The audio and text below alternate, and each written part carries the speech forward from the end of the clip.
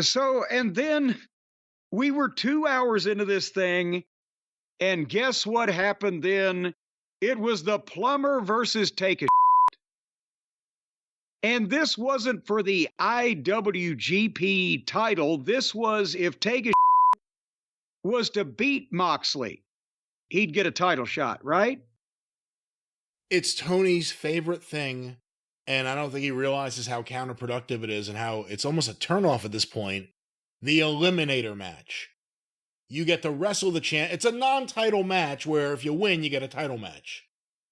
But it's called an Eliminator match, and it's been used so often that it means nothing as a term. And besides that, we had something like it in Ring of Honor with a Proving Ground match, which there was an element of common sense to it, as if you were given a match against a recognized champion in the company, you didn't have to win. If you beat them, you would definitely get a title match. But if they couldn't beat you in 10 minutes, you'd get a title match. Then you've got something to prove, right? With this, it's just, well, if you just beat him, then why wouldn't you just give him a title match and let him win? Because it's fake, phony mark booking. I don't know. Anyway, this was more of what they usually do, except Moxley had his left arm taped up and tried to wrestle with one arm when he can't really wrestle with two arms. So So that one arm became like an incredible Hulk strength arm where he could just do anything with the one arm, even though he had the one arm taped up. Well, yes. And again, it was his right arm. I'm sure his right arm is stronger than his left arm because that's one he jacks off with. And Moxley does dives. Why? I have no idea why. But finally, this is their finish. Takeshita goes out and gets a couple of chairs out from under the ring and throws them into the ring.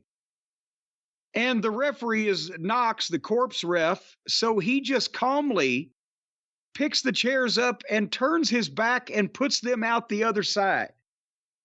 But then, since they have to do more shit behind his back, and it didn't take him long enough, after he puts them out, then he starts pointing to the people he's given them to, telling him what to do with them, right? And just turning his back. And Takeshita slides in with a third chair, but Moxley jumps up and curb stomps him on the chair while the referee is not turning around until Moxley slides the chair out, and then Moxley gets him in the double arm DDT, and the referee turns around 1, 2, 3. Did I miss anything about the burial, the booking malfeasance done against our boy Takeshita, who now literally is just mired into shit? I really liked Takeshita, and I can't say I was looking forward to seeing the match. I was looking forward to seeing him wrestle, but it turns into a Moxley match, and his matches are terrible. You can call the spots right now for whatever the next match will be. He is the worst wrestler in the world. It's amazing. There are some people that really think he's good. I go into every one of his matches thinking, let me try to have an open mind. Let me try to see it. And every time I'm like, this guy sucks. So yeah, Moxley sucks. Takeshita's being wasted. You can understand why he's doing promos or doing interviews in the Japanese press, talking about not liking his experience in America so far. I don't blame him.